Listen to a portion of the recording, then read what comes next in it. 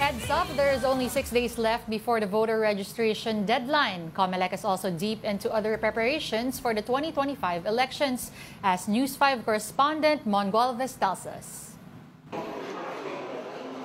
Ininspeksyon ni COMELEC Chairman George Garcia ang mga gagamiting printer ng balota para sa 2025 midterm elections. Dalawang malaking makina ito mula Estados Unidos na may kabuuang halaga na 600 milyong piso. Pagmamalaki ng COMELEC at ang election provider na Miru, kauna-unahan ito sa Asia na kayang mag-imprenta ng hindi bababa sa 1 milyong balota kada araw. Sa Disyembre, planong simulan ng printing ng 73 milyong balota na target makumpleto hanggang March 2025. Ang kaibahan nitong makina na to, from rolyo ng papel, nakikita nyo sa likod nyo, hanggang dulo, finish balot na siya. Walang hawak ng balot. Yun na yung output niyan.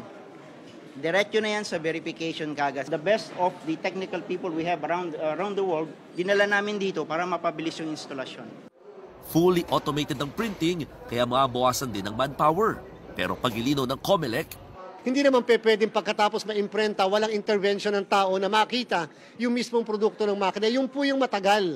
Kasi meron pong ballot verification feature tayong ginagawa. Yung nakikita ng naked eye, meron bang dent, meron bang maling kulay, mali ba yung time marks.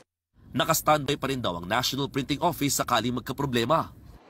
Tinignan din ng COMELEC ang 10th city sa Manila Hotel kung saan idaraos ang filing ng Certificate of Candidacy para sa mga kakandidato sa Senado at Party List mula October 1 hanggang 8.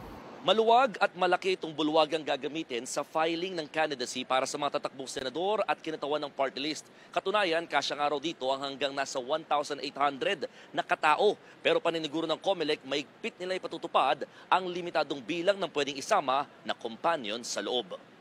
Kahit naman tatanggapin pa rin ng COMELEC ang mga ihahaing Certificate of Candidacy, may listahan daw sila ng mga individual na nakatulan ng perpetual disqualification to hold public office. Obligado raw ang komisyon na sundin ito.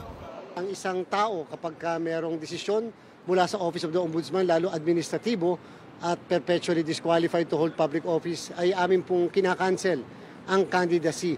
Maliban na lang kung makakakuha ng restraining order mula sa Court of Appeals. Kamakailan lamang nang idismiss ng Ombudsman sa dating Babantarlac Mayor Alice Go. Patuloy din daw ang pagkasampa ng COMELEC ng misrepresentation cases sa mga nagsinungaling sa kanilang inihaing COC. Kabilang na nga rin sa mga nasampulan nito si Go dahil sa questionable niyang katauhan. Ako, si Mon Gualvez, para sa 1PH.